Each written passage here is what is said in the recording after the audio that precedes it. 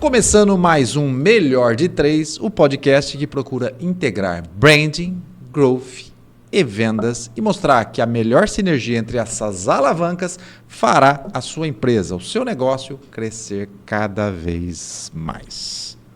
Então aqui mais um episódio do podcast Melhor de Três. É com você, Paulinho. Vamos lá. Meu negócio é ajudar as empresas a fortalecer as marcas e gerar resultado. É o que a gente sempre acredita e a gente sempre bate muito nessa tecla que as duas coisas têm que andar juntos, né? Fortalecimento de marca e resultado, não uma coisa separada da outra.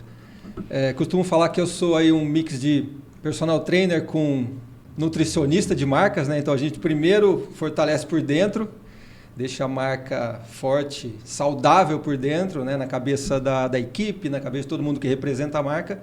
E com isso a gente fica muito mais tranquilo para fortalecer marca da porta para fora, para o exterior, né? Aí na cabeça dos clientes, de toda a comunidade, de toda a sociedade.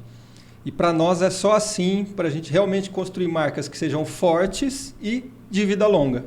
Mas vai lá, volta para você.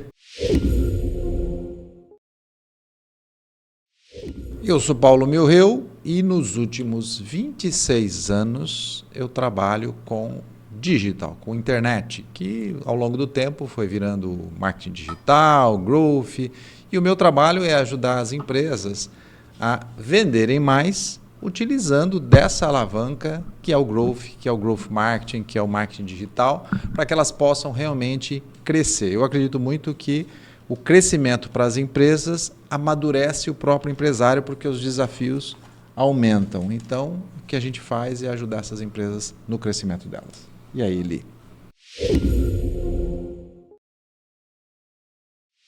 E eu sou o Eli Sintra, eu estou no fim dessa história aqui, depois do brand e depois do growth.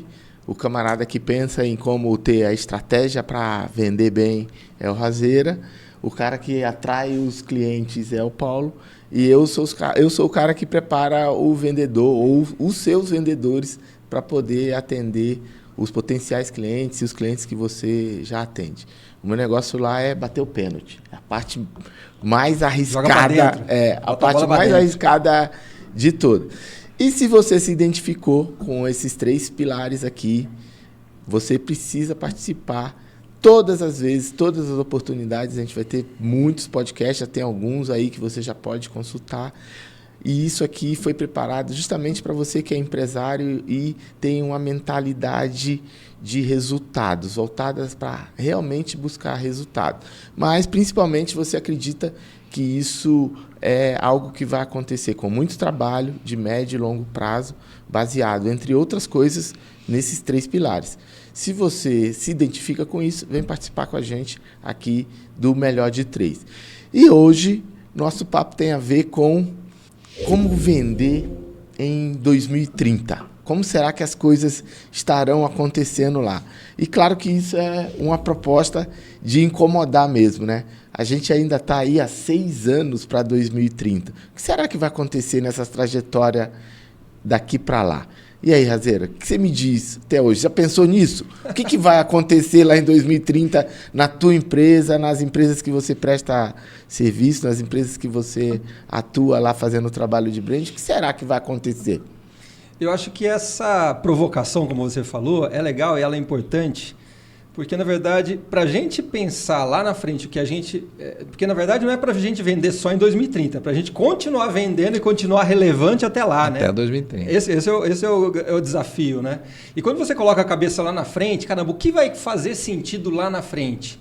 Você se força a já antecipar e tentar antever aquilo que tende a dar resultado lá na frente, né? E a gente vê que algumas dessas coisas, quando a gente for olhar nas nossas 3 áreas, tem muitas similaridades, na verdade, nas áreas de negócios como um todo, né? Porque nós 3 atuamos em 3 pontas desse grande mundo de negócios, mundo corporativo. E quando a gente pensa nisso, muitas coisas já são obrigações hoje das empresas e das marcas, né, como um todo. Talvez a primeira coisa que vem em mente para mim é que a gente tem que se acostumar com mudanças, né? Tem que se acostumar com aquela coisa incerta. A gente fica reclamando, nosso dia a dia não é assim? Você vai conversar com qualquer outra pessoa, seja empresário, empreendedor ou pessoa que está no mundo dos negócios.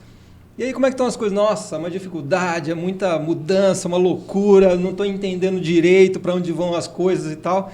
E, na verdade, a gente tem que tomar isso como padrão, não pode ser mais uma exceção. Não pode, de maneira nenhuma, você achar que isso é o mundo que está contra você. Simplesmente se acostuma, abraça e vai, sabe? É isso, tem que se acostumar com mudança. Mudança é algo que faz parte do jogo.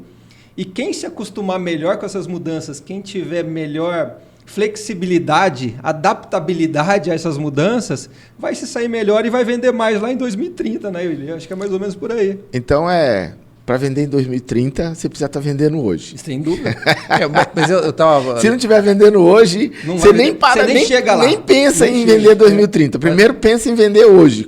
Mas dá relembrando um papo anterior nosso, que é interessante que...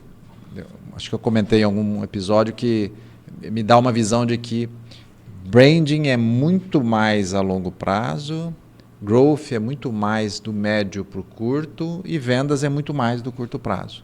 Então, se a gente olha nesses 6 anos até 2030, quer dizer, é um bom tempo para você pensar já em branding. Se você não está fazendo nada, você comece. Corre atrás para trabalhar growth e ele vai ter grandes mudanças e começa a colher desde já para chegar em 2030, a sua colheita está muito maior. Porque se você não está fazendo bem feito hoje, o que garante que em 6 anos você vai estar fazendo bem feito, adaptado a todas essas mudanças? Então, a grande mudança que eu enxergo, e tem a ver com a questão da mudança, de falar em mudança, é a mentalidade do empresário, a mentalidade do executivo, de enxergar que o jogo dos negócios é de médio e longo prazo. E se o jogo dos negócios é de médio e longo prazo, eu preciso ter essa análise dessas nossas 3 áreas aqui para que eu possa estar jogando bem de hoje para 2030. Sem dúvida, Paulo. Eu também percebo que passa por o que a gente chama, né? Você mesmo trouxe e colocou, e eu me apropriei dessa expressão, que é o amadurecimento, né? O empresário amadurecer.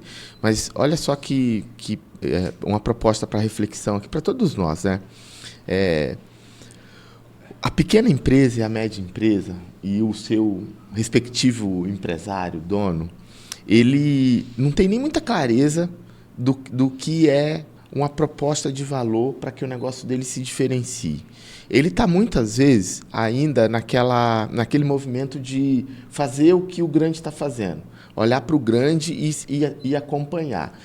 Essa é uma penalização que cada vez ele vai sofrer mais aqui para frente, porque cada vez mais o grande vai se posicionar como grande e utilizar as ferramentas que ele consegue por conta do poder, e cada vez mais ele vai pisar no pequeno que não entendeu. Você precisa ter um posicionamento diferente como uma pequena e média empresa.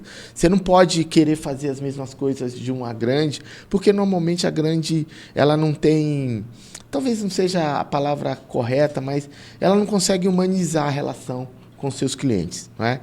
Ela trabalha muito forte o produto, aquele composto básico ali, né, do produto, mas ela não vai conseguir dar um atendimento diferenciado, ela não vai conseguir ser humana nesse atendimento, ela tem que ser ágil, rápida, cada vez mais, ela tem que conseguir fazer as coisas funcionarem, porque no fim, um cliente que compra de uma empresa como essa espera isso daí. Mas tem um monte de outros clientes que esperam outras coisas. Sim. Não adianta eu tentar montar meu negócio para atender esse tipo de cliente que, como eu disse, eu vou ser socado pelo grande cliente. E aí começa o jogo, né? É essa mudança de mentalidade que precisa acontecer agora para ele começar a preparar o terreno para os próximos meses e anos, até chegar em 2030. E ainda antes, a gente estava aqui comentando, eu quero trazer isso, né?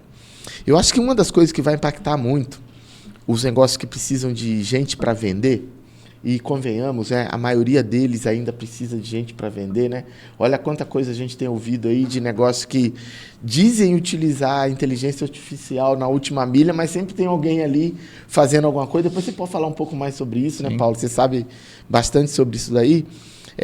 Como é que é essa garotada que está chegando no mercado agora? Vai se relacionar com essa empresa gelada em proposta de valor. E aí passa também por você, né, Razeira? Como é que essa empresa tem que começar rápido a pensar nisso? Porque cada vez mais eu tenho percebido, a galera que está chegando no mercado agora, ela não quer ficar nessa empresa que é pouco humana, que não tem uma proposta de valor que envolve, que contagia, que aquece ali ele e fala assim, pô, é legal trabalhar aqui, né? É bacana trabalhar aqui. Então, vamos nessa linha que eu acho que é legal e fica bastante útil para todo mundo que está nos ouvindo. Eu acho que eu já falei várias vezes e sempre repito isso, o branding tem muito a ver com emoção, né? Conexão emocional. Ele vem antes das estratégias ali do marketing e a gente pensa justamente em criar essa humanização da marca e, através dessa humanização, fazer com que as pessoas se identifiquem com aquela marca e criem essas tais conexões aí.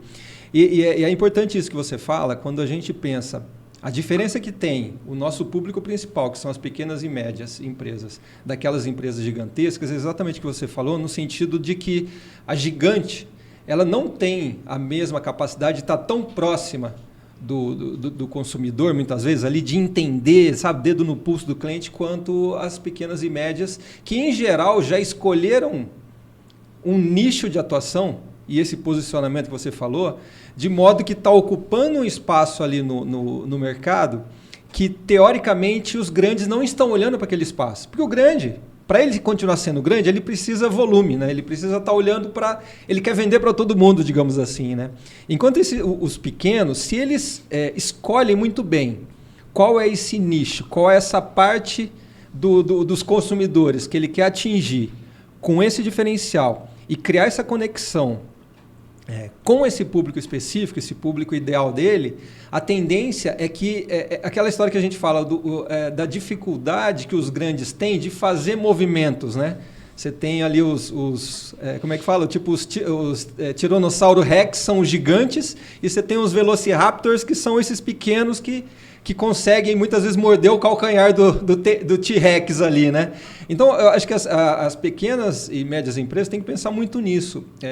Não dá para brigar de frente com as grandes no sentido de capacidade econômica, financeira para conquistar mercado e tudo mais. Então, tem que ter essa criatividade constante e muito no sentido de você criar essas conexões emocionais com o seu público. Através disso, você humaniza a sua marca, você aproxima a sua marca do seu cliente, você cria uma simpatia com o seu cliente, de modo que o seu cliente vai pensar mais em você como sendo um amigo próximo do que aquele primo distante que é a grande empresa que está um pouco mais longe, assim, entendeu? Então, acho que quando a gente fala de brand, tem muito a ver com isso, que são os tópicos que você comentou. Tem uma constatação que você faz aí, que aí a gente pode juntos concluir que a pequena e média empresa tem, então, uma oportunidade. E essa oportunidade, se utilizando do branding, do growth e das vendas, é também voltada para essa agilidade que ela tem. Por ela ser menor, menos engessada, se ela se utilizar dessa agilidade, ela consegue ocupar um espaço maior e atender melhor os clientes que muitas vezes estão indo para as grandes empresas. E se a gente olhar a questão do digital, né? E o growth tem muito a ver com essa ideia do crescimento rápido, mas dentro do digital como o canal onde tem a fluidez da comunicação, eu consigo dentro dele, porque a pequena e a média consegue utilizar os mesmos canais digitais que a grande e a gigante, né? Tá disponível para ela, diferente do passado, quando dificilmente eu teria a pequena e média a capacidade de usar um canal de comunicação como uma TV, era mais caro para ela, mas hoje com o digital é mais fácil, qualquer um vai usar o Facebook, o Instagram, o LinkedIn, o TikTok da mesma forma, não tem diferença, todos vão usar, e eu tenho uma capacidade de fluidez maior, inclusive das emoções do branding, porque eu consigo, utilizando os mesmos canais da grande, fazer um belíssimo de um trabalho para atingir esse meu público. E, novamente, dentro dos canais digitais, eu passo a ter uma assertividade maior de público e consigo definir com maior precisão quem eu quero atingir. Eu consigo detectar nos canais digitais quem está sendo mal atendido pelas grandes empresas. Por quê? Porque através das redes sociais as pessoas estão aí há mais de décadas se expressando e respondendo com essa insatisfação do atendimento das grandes empresas. Então, eu acho que a pequena e média, o empresário e o executivo por trás dela precisa ter essa perspicácia de fazer essa análise, se aprofundar e compreender que há ali dentro alavancas para o crescimento dela, se utilizando sim daquilo que as grandes empresas estão utilizando. Então, essa é uma oportunidade gigantesca aí. A analogia que eu faço, Razeira e Milreu, é essa trocação, né? Eu falo que alguns vendedores menos experientes, eles saem para uma trocação muito rápido com o cliente, né? A trocação mesmo, a trocação do box, né? E aí ele toma um direito na ponta do queixo e acabou a abordagem dele, porque ao invés dele estudar o potencial cliente ali, ele foi para a trocação. As pequenas e médias, elas estão fazendo muito essa trocação. Ela olha para o que o grande faz e vai lá para as mídias sociais fazer a mesma coisa. Cara, vai tomar uma na ponta do queixo. Não tem jeito, é muito diferente a capacidade que eles têm. Esse tempo atrás, eu acho que até comentei com vocês já, a gente teve a oportunidade de ingressar num trabalho de incubadora com várias empresas. E engraçado que eu chegava na entrevista inicial e ia lá perguntar o que você vende, por que esse produto foi adotado por você, qual que é a tua história, né? E aí eu perguntava, né? Por que as pessoas compram de você? Surgia ali um hiato ali na hora de responder, eu ia forçando a barra e vinha a resposta. Pô, eles compram por mim, muitas vezes por conta do atendimento. Eu já tenho clientes há 12 anos, os clientes me adoram. Legal. Falar, pô, bacana, tem coisas bem particulares que fazem as pessoas comprarem de você. Aí eu ia lá para o Instagram. Pô, o que estava lá no Instagram? A mesma comunicação das grandes. Sacou? Então, muitas vezes o pequeno e médio não vai lá e se posiciona na plataforma que foi oportunizada para ele poder se posicionar como ele, né? Ele, na essência dele, ele está lá falando a mesma coisa que um grande tá falando, ao invés dele estar dizendo, falta autenticidade, né? Falta autenticidade, pô. Aí faz todo sentido quando a gente ouve sobre depoimento, por exemplo. Pô, põe um depoimento da pessoa que compra com você falando por que ela compra de você. Vou utilizar uma palavra que tem a ver com o universo do branding, no caso do trabalho que o Paulinho faz. Essas empresas, elas... Então, você falando em essência, eu falei em autenticidade, elas estão saindo daquilo que seria delas, que é o DNA delas. Quer dizer, se elas são assim, e isso está fazendo com que ela tenha resultado, por que no momento que eu me expresso, eu perco isso? Eu perco essa minha essência, porque eu estou, de alguma forma, querendo copiar o outro. E por quê? Porque, de princípio, eu não sei quem eu sou. Então, lá no dia a dia, eu ralo para vender, ralo para manter o cliente, ralo para fazer isso. Estou trabalhando, mas eu não entendi exatamente quem que eu sou na essência, olhando tudo isso que eu estou fazendo. Eu tenho até faltou uma autorreflexão, talvez. Eu tenho até uma pergunta para pôr na mesa. Será que aquele empresário das antigas, vamos falar assim, das antigas, que era inteligente, visionário e tinha propósito, não existe mais? E talvez, se esse cara não exista mais hoje, será que ele vai existir em 2030? Né? Eu vejo muita gente criando um negócio porque participou lá de um treinamento que disseram para ele que trabalhar para alguém não é correto. Ele tem que ter uma empresa dele. E aí ele vai lá e não faz, talvez, o dever de casa. Sim. Que é falar, pô, para eu ter meu negócio, quais são os pilares que eu tenho que aprender aqui, né? Essa questão vocês comentaram, tem a ver com propósito, que tem muito a ver com essa origem, esse passo inicial aqui do brand, mas assim, Para a gente pensar lá na frente de 2030, de novo, que é esse exercício, essa provocação que a gente está fazendo, a gente tem que pensar assim, às vezes até o produto que você vende hoje nem vai fazer mais sentido nenhum daqui a 6 anos. Se você fica preso no seu produto, perfeito. E aí volta nessa questão do empresário, vamos pensar no o termo que você usou, das antigas, né? Se a gente for pensar assim, aqueles que estão apaixonados pelo produto, de repente ele não vai existir daqui a pouco. Ele tem que ser apaixonado pela solução. É igual o pessoal fala, você não tem que ser apaixonado pelo produto. Se apaixona pelo problema. Resolvendo esse problema, não interessa qual é o seu produto. E aí tem a ver com propósito, tem a ver com brand, tem a ver com essa visão de valor que você entrega. Se você está entregando o seu valor hoje, resolvendo o problema do seu produto, do seu cliente, através de um produto X, de um serviço X hoje, beleza. Mas continua olhando para o produto e vai mudando o seu... Aliás, desculpa, vai olhando para o problema e vai mudando a sua solução o tempo inteiro, vai mudando o seu produto o tempo inteiro. Dessa maneira, não tem como você não pensar em inovação o tempo inteiro. Você, de novo, essa questão da mentalidade, né? Você ficar... desprende daquilo que você vende hoje, não fica agarrado, amarrado naquilo que você vende hoje e tenta ficar na cabeça do seu cliente o tempo inteiro. Porque tem um ponto que, de novo, voltando nessa diferença dos grandes para os pequenos, e até um ponto que você tocou. Cada vez mais, tecnologia vai fazer parte dos negócios de todo mundo. Exato. Tá? E vai ser core para todo mundo. Você tem que pensar a tecnologia, tem que usar a tecnologia ao seu favor. E é interessante, quando você pensa nisso, fala, estou ferrado, porque os grandes vão me dominar, porque eu não tenho tanta grana quanto eles para ter a tecnologia. Mas pensa no seguinte sentido, assim, se você é uma exigência até de personalização que você comentou, mas cada vez é estranho, né? Mas personalização em massa. Você tem que individualizar, mas com volume, né?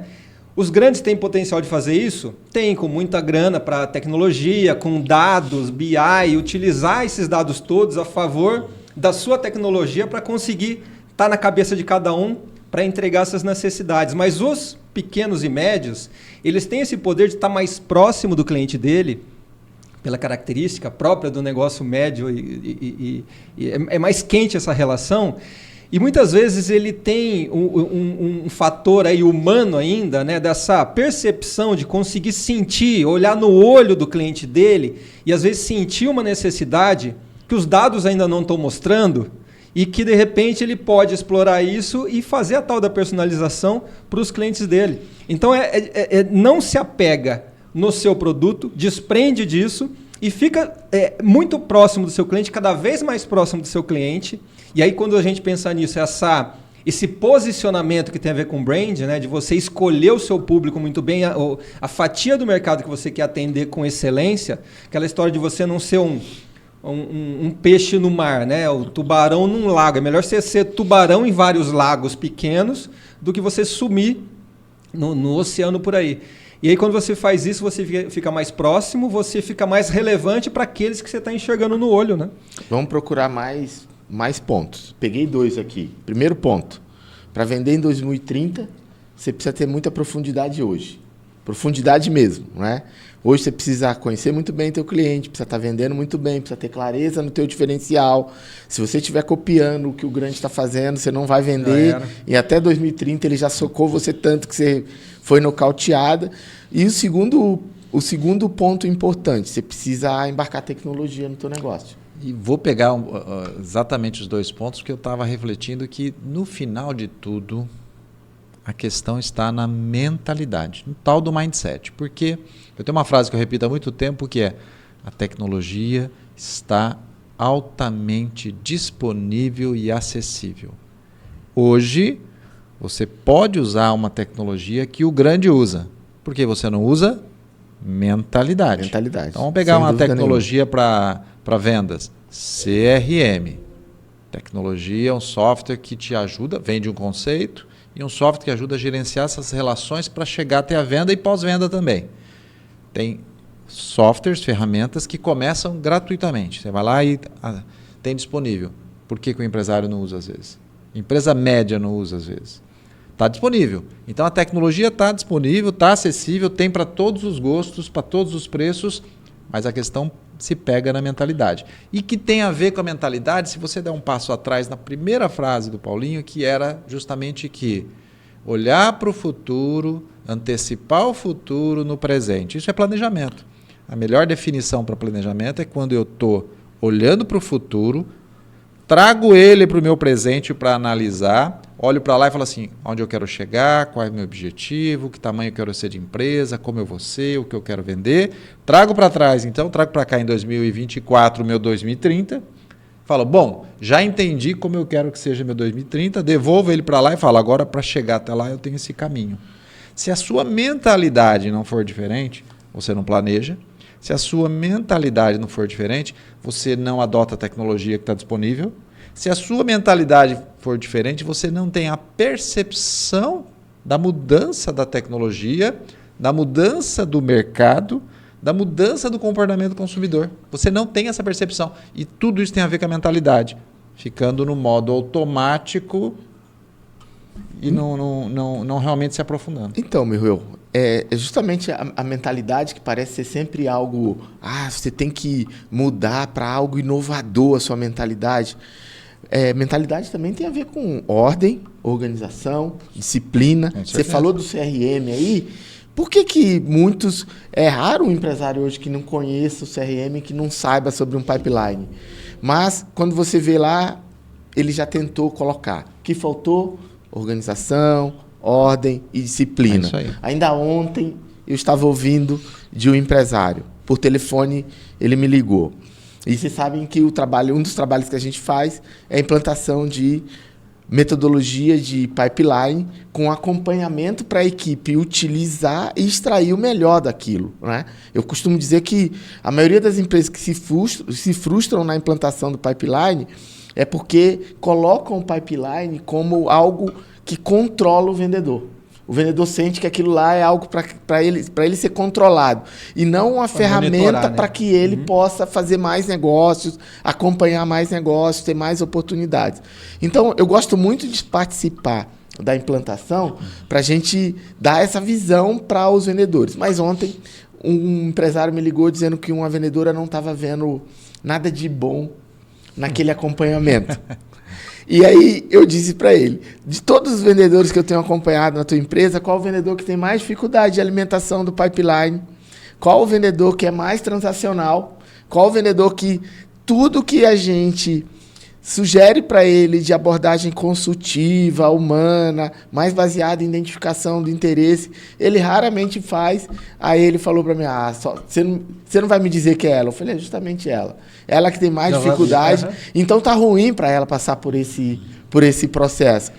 Porque ela não chegou em um ambiente que tinha organização, ordem e disciplina. Ela tem que mudar o hábito dela agora. Mas ela tem que mudar o hábito dela. Você sabe que quando às vezes eu faço esse exercício, assim, na verdade, nesse mundo corporativo que a gente está falando, que a gente navega por ele o tempo inteiro, uma das principais habilidades que nós e os nossos clientes, os empresários, precisam ter é justamente essa capacidade da tal da gestão da mudança. Gestão da mudança, na verdade, é uma disciplina. Tem livros falando sobre isso, de como você mudar, como você...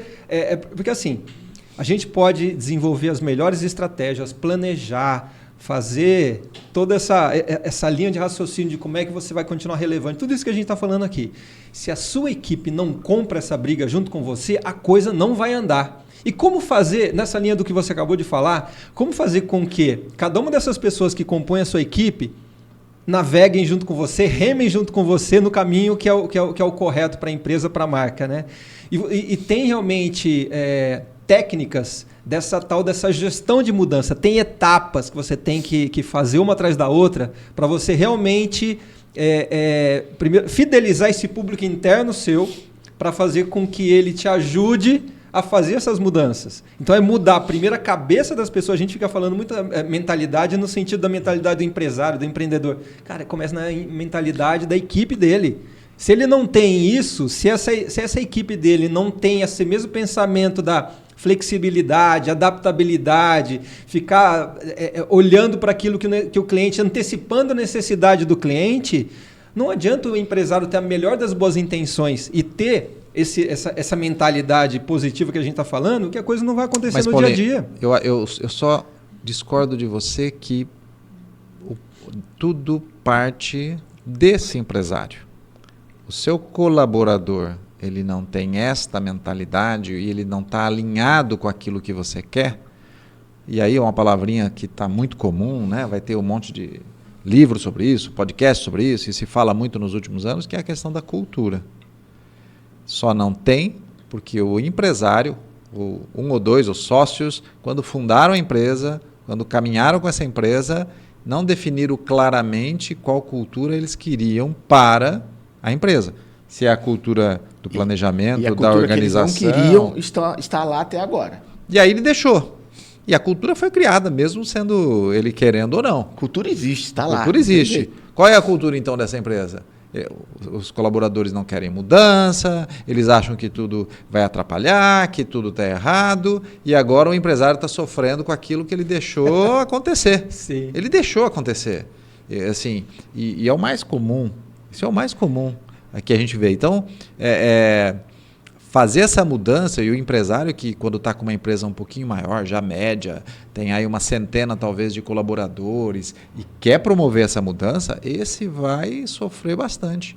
Porque senão ele não consegue fazer uma mudança de mentalidade dele próprio, de toda a empresa dele, talvez hajam muitas demissões desse processo, para que ele possa se voltar para branding, porque ele não cuida disso. Se voltar para 2030. Se voltar para 2030, se voltar para marketing, se voltar para growth, se voltar para vendas, porque ele tem um problema de cultura que está sabotando ele não percebe.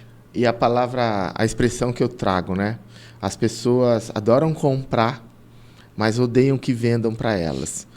Esse processo do empresário fazer com que as pessoas comprem, ou seja, os seus funcionários comprem a nova proposta, a nova ideia, e adotem, a partir disso aí, um movimento para uma nova cultura, é um processo de venda. Ele vai ter que vender isso, né? É que muitas vezes ele quer empurrar a goela abaixo lá, ó. Pô, precisa ter todo um trabalho de brand para poder, de endomarketing, o velho endomarketing, né? Olha só que engraçado, eu vejo isso acontecer com muita frequência nas empresas. Eu chego a dizer para o empresário, ó, ninguém aqui está disposto a comprar nada, eles são iguais nossos clientes lá fora, eles não estão querendo comprar nada, mas se a gente tiver uma boa abordagem, a gente vai fazer com que eles queiram comprar. Porque aí a gente realmente consegue vender. E uma outra expressão muito comum é que a cultura engole a estratégia. Sim. Mas quantos projetos meus a cultura engoliu a estratégia? A gente tinha algo muito bem preparado no papel, o plano era sensacional, né? Ainda antes a gente estava falando sobre inovação, novidade, né? Eu estava lembrando que na matriz SWOT dos planos de ação, que originam os planos de ação, eu sempre fazia questão de colocar novidade como oportunidade. Olhar ao redor e entender o que está acontecendo de novo ao redor do meu mercado, que eu já posso trazer para começar a pesquisar mais profundamente e se apropriar disso. Mas que, no fim, raramente acontecia porque a cultura da empresa era uma cultura baseada em produto. Aquele mesmo produto, com lacinho amarelo agora, com lacinho vermelho. Só vai mudando, variando, né? Pinta de cor. Eu falo, pô, mas isso aqui não é o que a gente vende. O que a gente vende é o que os caras compram e não o produto. Pô, mas essa é a solução agora, como você bem falou. Não a solução para daqui a 4 anos, 5 anos, né? Sim. Olha quantas empresas se apoderaram disso e mudaram totalmente seu produto e continuam vendendo a mesma solução, mas com produtos diferentes. E olha como a gente está falando de cultura e a importância disso realmente, porque na verdade é aquela história, cultura não adianta, você falou, né? Não é goela abaixo isso, né? A cultura é aquilo que muitas vezes o empresário ele está tentando impor uma cultura. E, na verdade, os sinais que ele manda para a equipe dele são opostas àquilo que ele está dizendo. Não adianta você só falar, Sim. Vamos inovar, pode errar. E se, de repente, cada vez que acontece um erro na equipe dele, ele vai lá dar aquelas pancadas. Vamos inovar. E, na verdade, cada vez que aparece uma oportunidade de fazer mudanças, ele não tem essa flexibilidade, não tem essa mentalidade de fazer essa mudança. Você acha que a equipe dele não percebe isso? Então, sabe, não adianta ser contraditório. Cultura é aquilo que o pessoal não fala isso? Cultura é aquilo que as pessoas falam, tipo, no refeitório, quando o líder não está perto, né? Não é quando está numa reunião na frente do gerente. Isso é cultura. E os sinais que os empresários enviam para a equipe dele são os mesmos sinais que a equipe dele envia para o cliente dele. Não adianta, não tem como esconder isso, né? E aí volta na história da autenticidade, na questão de você ser genuíno e você construir realmente a sua marca baseado naquilo que você realmente é, naquilo que você realmente entrega. E você fazendo isso, você está sendo coerente e o seu público percebe essa coerência e cria de novo aquilo que eu sempre falo da conexão emocional, né? De encontra uma verdade ali. Quando você encontra uma verdade, a gente é atraído pela verdade, né? Você gosta da verdade. E você encontra uma verdade, alguém que é genuíno, transparente, autêntico. E autêntico mesmo quando a coisa dá errada, né? Você ser autêntico, genuíno, transparente quando está tudo bem, isso é lindo, fácil. Maravilhoso, é fácil. E quando dá errado? E quando alguma coisa não aconteceu como estava no manual? Chega lá, bota o peito na frente, vamos resolver, o seu problema foi esse, vamos resolver dessa maneira. Isso é construir marca, né? Eu pego um ponto que é interessante, que foi um aprendizado, talvez, da última década, principalmente, que vem das startups, que não são muito novas, principalmente no Brasil, esse conceito e a evolução delas, que é essa licença para errar. Né? As startups nascem considerando que elas estão criando um produto que não é perfeito ainda e vai ser validado, que é o chamado MVP. As startups nascem percebendo que elas podem, em determinado momento, tudo aquilo que elas estão fazendo está errado em termos de produto, mas o que importa é o público que eu estou vendendo, então elas pivotam, que é outro termo que elas se utilizam. As startups, elas percebem que por elas serem muito jovens, pequenas ainda, pessoas muito jovens trabalhando, elas têm uma flexibilidade, uma dinâmica, e elas têm essa autenticidade, elas são mais genuínas, então elas estão mais dispostas a se expor, né? E aos pouquinhos essas startups que nascem ali com uma mentalidade de uma agilidade também muito grande, abertas a essa mudança, elas de repente crescem e se tornam grandes empresas. São poucas empresas pequenas e médias com 5, 10, 15 anos que estão dispostas a se inspirar num modelo como esse de startups, que é justamente ter a licença para errar. Né? Porque o empresário, muitas vezes, ou os seus líderes ali, eles não querem assumir publicamente o que eles erraram e nem mudar. E o mais importante não é aquilo que eu vendo, né? O mais importante é para quem eu vendo. E as empresas têm essa grande dificuldade de olhar dessa forma. Por quê? Porque talvez um outro ponto que a gente pode discutir aqui, porque talvez essas empresas tenham empresários de muito tempo fazendo a mesma coisa numa geração mais antiga. Ele tem uma empresa de 20, 30, 40 anos, talvez o filho dele venha a assumir para começar a ter essa licença para errar e mudar, que também ainda é muito difícil. Mas é uma realidade muito comum num cenário de milhões de empresas brasileiras, que é o mais comum. Senti vontade de falar agora, vocês falando aí, eu lembrei o seguinte, principalmente a fala do Paulo Milreu, exatamente como eu era. Você me descreveu aí em 2004, 2005, e aí eu senti vontade de falar, como mudar? Porque é natural nesses nossos bate-papos, né? A gente ir lá e colocar luz no dono do negócio, falar, cara, apontar o dedo você está fazendo errado, aponta o dedo pro outro, você não está fazendo. E é bom a gente também sempre falar exatamente como eu já fiz, exatamente como eu fiz um dia, né? Eu comecei muito jovem, vindo de uma família que não tinha nenhuma formação empresarial. Meu pai era metalúrgico, minha mãe era dona de casa, né? Eu não tinha referência de empresários por perto. E aí comecei meu negócio absolutamente intuitivo. Falei, o que preciso fazer? Não conhecia nada sobre administração. Final dos anos 90, nem sabia que a administração, provavelmente naquele momento eu nem sabia que a administração existia. Eu comecei tocando meu negócio e falei, cara, vou fazendo as coisas aqui. Cometi cada um desses erros. Por mais de uma vez, muitos deles, né? O que eu acho que é legal trazer para cá agora é como que a mudança aconteceu para mim. Através de mudança de rede de relacionamento.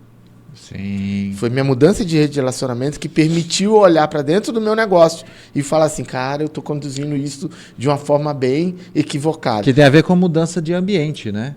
Mudança de ambiente, você está exposto a outras pessoas. De ambiente, sem dúvida. Rede de relacionamento, mudança de ambiente. E tudo que eu fiz depois que mudou o ambiente foi certo? Claro que não. Né? Naquele momento eu decidi fazer uma graduação. Fiquei 4 anos lá, perdendo tempo, entre aspas, né? Aprendendo conceitos de administração. E se eu tivesse a oportunidade de alguém me dizer, contrata uma consultoria que vai ser mais rápido, ou contrata um mentor que você vai ser bem mais rápido, eu tinha ganhado muito tempo que faltou para fazer a mudança de direção quando eu precisei em alguns momentos. Que eu tinha perdido muito tempo fazendo pós-graduação, fazendo graduação. Essas coisas são importantes, são meus títulos, são importantes hoje para o trabalho que eu faço, mas naquele momento aquilo não foi útil para mim. E é um mais caro e imperceptível, porque você acha que você compara a mensalidade da graduação ou da pós-graduação com o consultor. Na verdade, é o tempo que você está perdendo de não fazer o seu negócio crescer. Então, eu fiz muita coisa errada, né? E demorei de encontrar que aquilo estava errado. Tentei fazer através das mudanças de rede de relacionamento sem ouvir muito, ou melhor, sem perguntar muito. Sim. Não perguntava muito, sabe? E aí fui achando que graduação valia, que isso valia. E depois eu comecei a olhar e apurar mais um pouco, né? Fazer um filtro melhor das coisas que chegavam e comecei a entender, não, eu tenho que ir por esse caminho. Para chegar em 2030, seguramente hoje em dia você não vai poder cometer erros mais como a gente cometia na década de 70, na década de 90, 2000. 4 anos de graduação não era um impacto tão devastador para o negócio. Agora é devastador. 4 anos agora é devastador. Se errar durante 4 anos, você pode estar minando o seu negócio para nunca mais ele conseguir corrigir. Mas, sem dúvida nenhuma, a mudança de ambiente ainda é o caminho. Vocês concordam? Sim.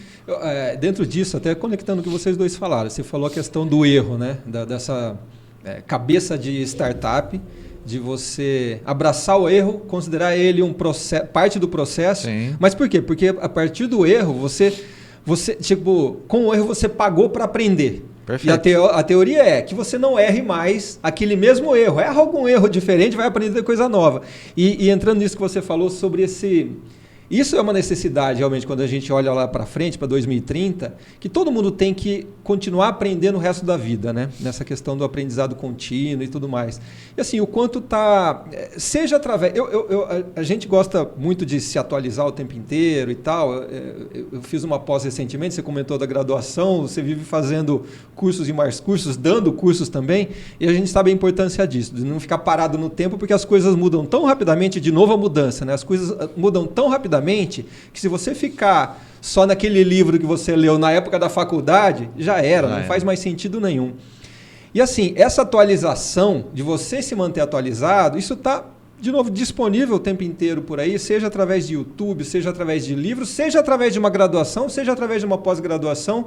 Eu acho que é você olhar para as suas necessidades, do seu modelo de negócio, quais são as deficiências que você tem, e você tentar suprir essas deficiências, primeiro, trazendo gente boa para o seu time que complemente essa deficiência e reduza essa deficiência, e você preparando o seu time, de novo com a questão da mentalidade, para que eles não parem nunca de aprender. Você já comentou alguma vez sobre isso, de que vendedor não gosta de ficar aprendendo muito o tempo inteiro, né? Ele acha que ele já sabe, eu nasci com dom de vender, é algo natural, não precisa aprimorar. A gente pode olhar para isso, para cada uma das nossas 3 áreas, né? De muitas vezes a gente tromba com pessoas que ainda pensam dessa maneira. Não, eu já aprendi tudo o que tinha que aprender, já terminei minha faculdade, agora eu só vou para o mercado de trabalho e está tudo certo. Não é nada disso, né? A gente tem que continuar o tempo inteiro aprendizando, se aprimorando, senão a gente para no tempo e vai ser atropelado sem perceber. É isso aí. Não tem como você, no mundo com a velocidade dessas mudanças, você não ficar primeiro atento ao que está acontecendo e você se atualizar para pelo menos entender o que está acontecendo. A rotação é 5-1, né? Agora a gente vive um ano em 5. Então tem essa relação. Melhor, a gente vive 5 anos em 1. 5 anos. A rotação é 5-1. A gente tem essa relação do empresário que ele precisa se atualizar, precisa ficar atento ao que está acontecendo e precisa decidir naquele momento, como ele deu de exemplo, se ele busca a solução para essa necessidade dele no médio e longo prazo através de uma graduação, pós-graduação, especialização, qualquer coisa do tipo, ou se ele precisa buscar alguém que já trilhou esse caminho, né? Mentor, consultor, uma empresa que execute para você entendendo isso. Ao mesmo tempo, se você contrata uma empresa, e eu sempre gosto de dizer isso, né?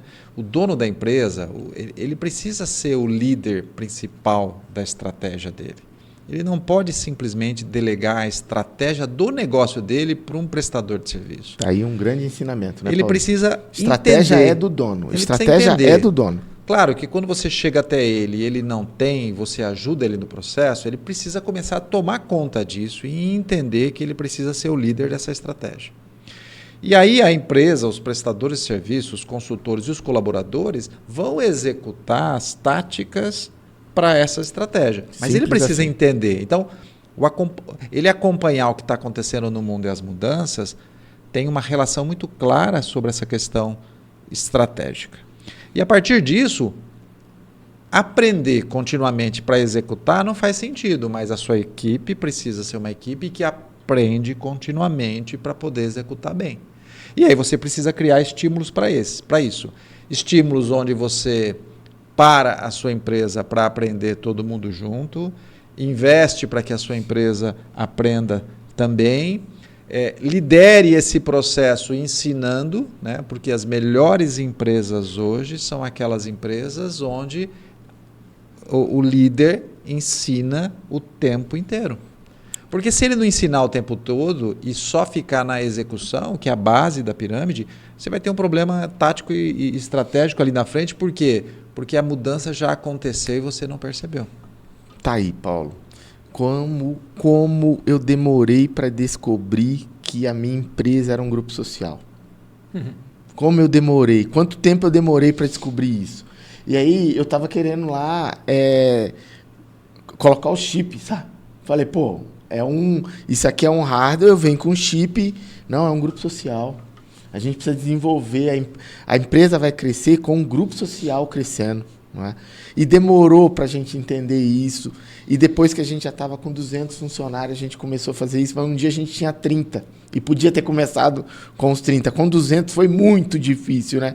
Eu até acredito que a gente nunca tenha chegado lá. A gente teve a clareza que precisava trabalhar como um grupo social. O grupo precisava crescer, né? Precisava ter uma uniformidade ali na evolução. Não adiantava a gente deixar ninguém para trás, né? Não adiantava a gente ter um grupo lá na frente e um grupo lá atrás que a empresa não ia entregar a sua proposta de valor. E quando a gente fala aqui de novo, né, o empresário tem atenção com isso, né? São muitas vezes por causa de erro que a gente cometeu, pô.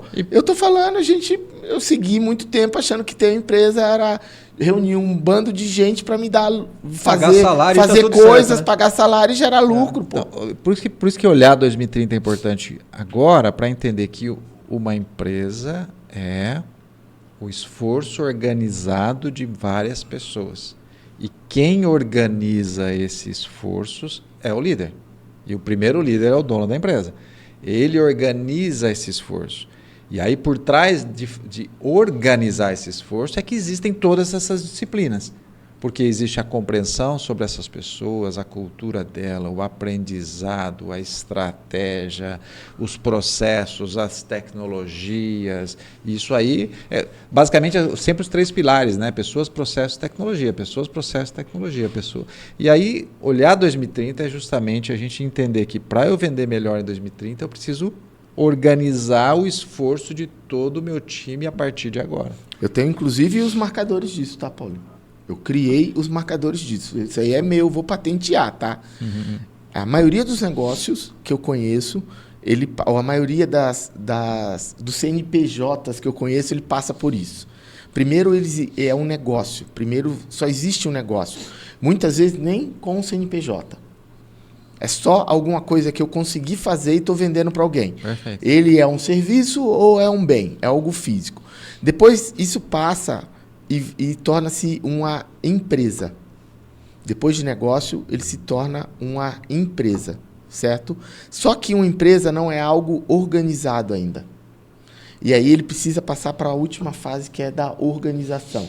Que quando ele vai para a organização, normalmente ele já atingiu a clareza do propósito, aí ele não trabalha mais produto, ele trabalha solução. Ele já entendeu que aquilo não é um grupo, um monte de gente trabalhando fechado, é um grupo social que precisa se desenvolver junto. E aí ele já tem departamentos sincronizados, entendendo, ó, existe uma estratégia, existe uma tática e existe a galera que vai executar tudo isso. Agora sim você tem uma organização. E aqui no Brasil, eu costumo dizer que a maioria começa como negócio. Sim. Deixa eu colocar um componente aí que eu também percebi depois de muitos anos e é aquela história do empreendedorismo no sentido de que o empreendedorismo é para todos, é muito bom. Eu já caí nessa, anos atrás, estava pregando sobre isso também. E vejo que não é uma verdade. E tem um ponto importante sobre isso, é que poucos falam na questão de empreender e que é necessário porque precisa inovar, legal, precisa fazer isso, legal. Tudo parece que é sempre num ímpeto de emoções positivas, mas existe algo que é necessário você passar quando você empreende, que na minha visão se chama tédio. Por que tédio? Porque determinadas coisas, para se consolidarem e chegarem no resultado que precisa chegar, você vai passar por tédio, porque elas não vão acontecer no tempo que você quer que ela aconteça. Então, se eu começar hoje algo que eu planejei para executar, isso vai demorar para acontecer talvez 1 ano, e 1 ano e meio ou 2, e eu vou ficar num tédio tremendo, porque com aquele ímpeto empreendedor eu quero para ontem. E, na verdade, eu preciso aguardar o momento certo. Vai passar 6 meses e eu vou achar assim, não está dando certo, não está acontecendo, tem alguma coisa errada. Não, é que eu preciso continuar passando por esse tédio. Não vai ter nenhuma emoção. De novo, volta a mentalidade, né? Volta a mentalidade, não vai ter nenhuma emoção. E o ponto-chave é que chegar em 2030 são 6 anos, né?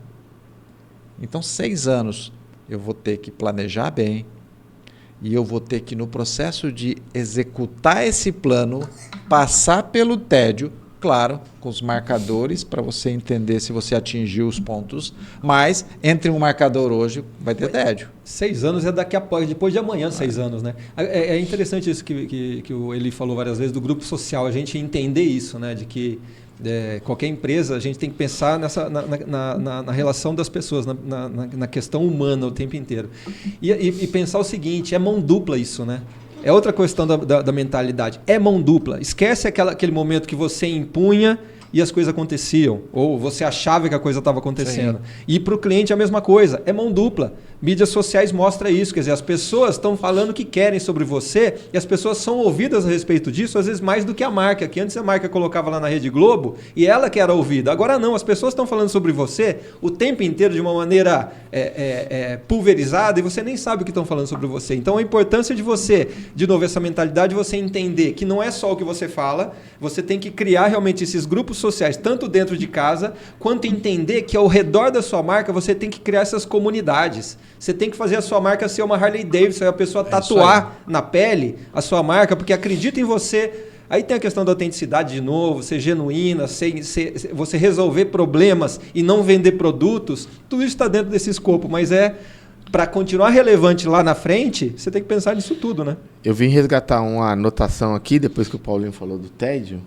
eu também vivi isso aí há muito tempo, imagino que vocês também já devem ter percebido nesse estado, né?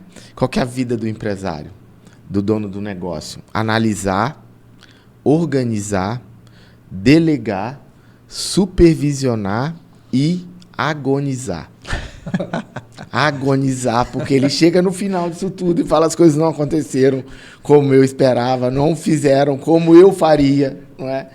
E aí passa pela fase do luto, né? Ele tem que viver o luto. Ele fala, tem que começar tudo de novo, olhar para cada um dos marcadores e entender, o que aconteceu de errado.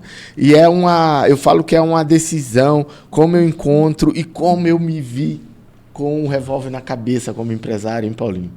Tinha hora que eu ia embora para casa, parecia que alguém estava apontando um revólver na minha cabeça e dizendo: você tem que ser dono desse negócio. Ninguém é obrigado a ser dono de nada. Então não reclame, você está aí porque você quer. Escolheu. Mas para que isso aconteça, vai ter que passar por uma série de mudanças. Mudança de mentalidade, mudança de ambiente, mudança de rede de relacionamento, trabalhar muito, organizar, analisar, organizar, delegar, supervisionar e agonizar muitas vezes. Mas, de qualquer maneira, eu acho que vai continuar sendo mais saudável aquela empresa, aquela marca, que tiver essa mentalidade otimista e uma atitude positiva, sabe? Olhar para isso tudo e falar, cara, faz parte do jogo isso aqui. Como é que eu vou navegar da melhor maneira, eu, minha equipe, entregando resultado para o meu cliente, considerando todas essas peças desse tabuleiro aqui, né? Mas olhar isso com uma visão otimista. É para melhor, vamos resolver, sabe? Agora, você ficar choramingando, você vai ser atropelado, não tem como. Beleza, então a gente falou de profundidade no negócio, muita profundidade, precisa conhecer bem o teu negócio, conhecer bem a tua proposta de valor, o brand, como você vai atrair clientes, tua força de venda tem que ser muito capaz. A gente falou desse, logo depois a gente falou de tecnologia, a tecnologia também é importante.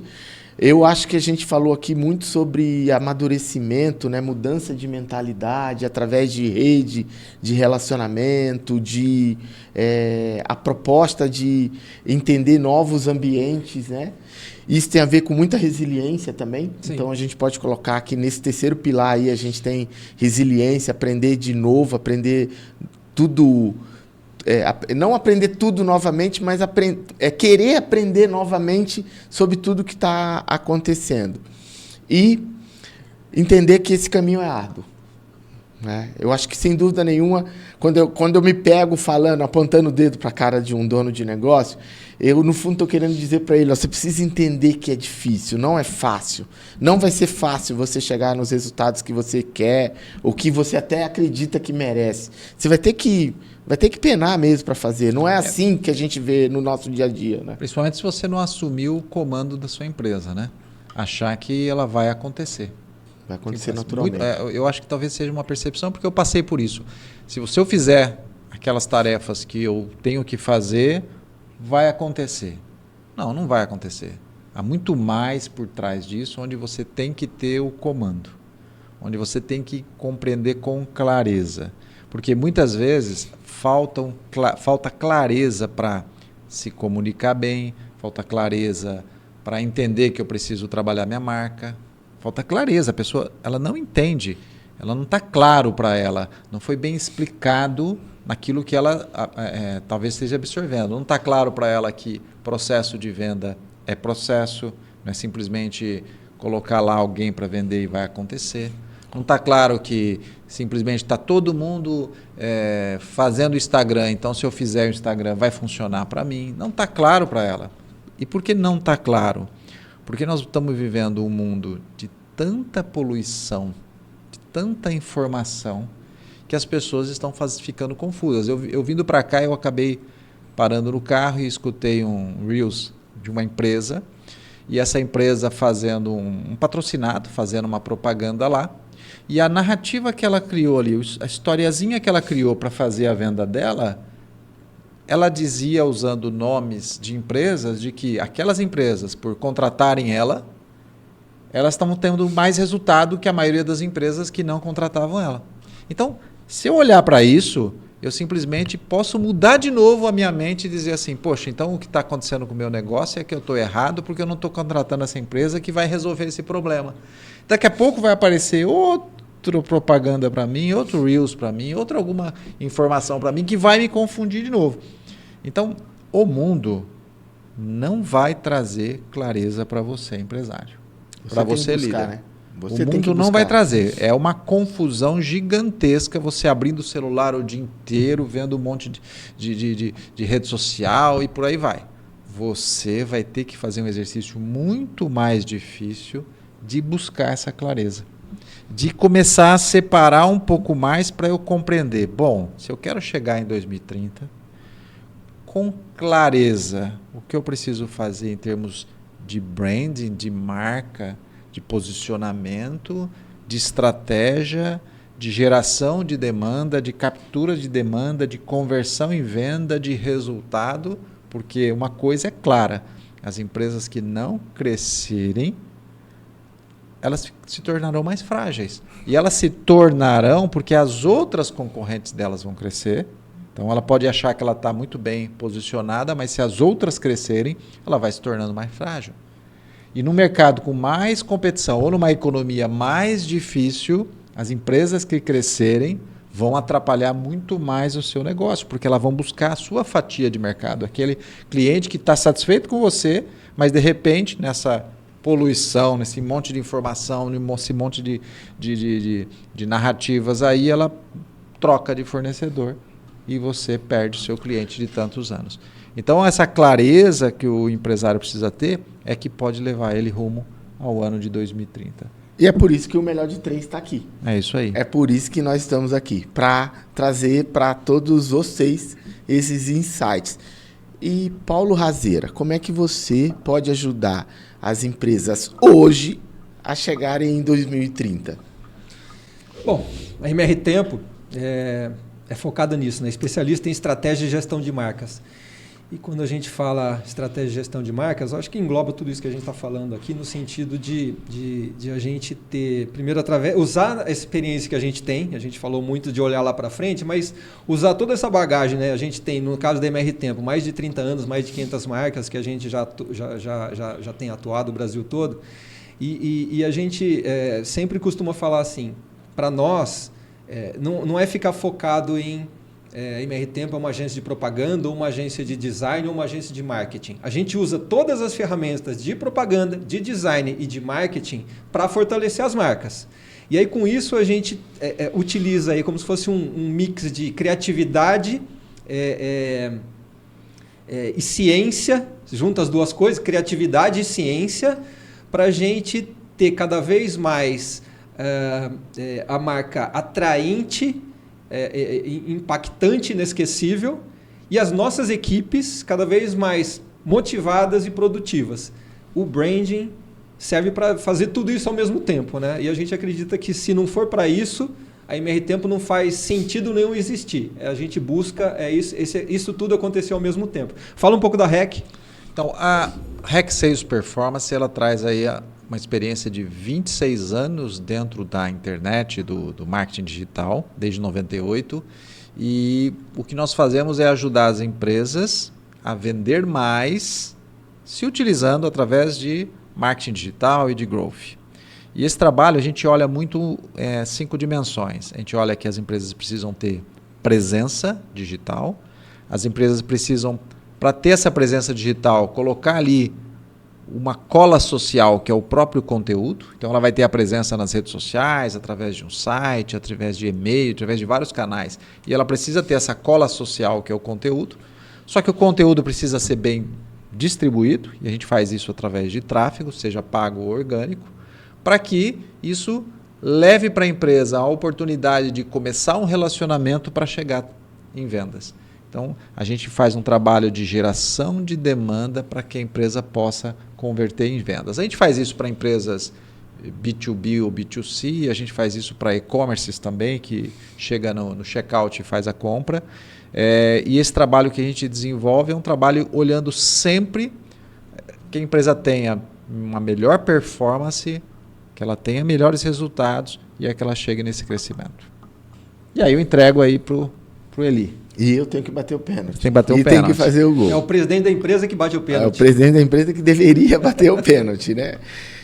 Eu sou da Jump. A Jump é uma consultoria de vendas e gestão comercial. A gente está baseado em 3 pilares e o terceiro pilar é o mais importante de todos. A gente vai entrar nos negócios com a proposta de desenvolver ele no ponto de vista de processo de venda. Então, é criar um ambiente onde a gente possa realmente controlar todos os indicadores de venda. É o pilar que a gente chama de desenvolvimento do negócio. A gente tem um segundo pilar, que é o desenvolvimento de competência, que é capacitação e treinamento da equipe de venda e dos líderes comerciais. Eles precisam saber como realizar um bom processo de venda, eles precisam conhecer processo de venda e técnica de venda, e o líder comercial precisa saber como fazer gestão de uma equipe, gerir e liderar indivíduos que trabalham na área comerciais. Só que a gente acredita que isso só acontece com acompanhamento. Então, a gente vai inserir um forte modelo de acompanhamento para que essas coisas sejam realizadas todos os dias na empresa, até se tornar hábito, e a partir disso a gente realmente ter os resultados que a gente merece, mas de forma perene. Não é aquele negócio de uma campanha, nem um treinamento de motivação. É deixar a sua empresa, depois de algum tempo, fazendo isso como uma máquina de vendas. É isso aí que a Jump faz. Boa. Legal, gente? Boa. Muito bom. Ficamos por aqui, então. Acho que fizemos aí o nosso bate-papo sobre 2030. Acho que dá para a gente começar a planejar. E a gente fica por aqui com mais um episódio do nosso Melhor de 3 podcast que procura integrar brand, growth e marketing para você, empresário, para você, líder, que está buscando essas alavancas para o seu crescimento. É isso aí. Até mais. Legal, vamos junto. Tchau, tchau. Até.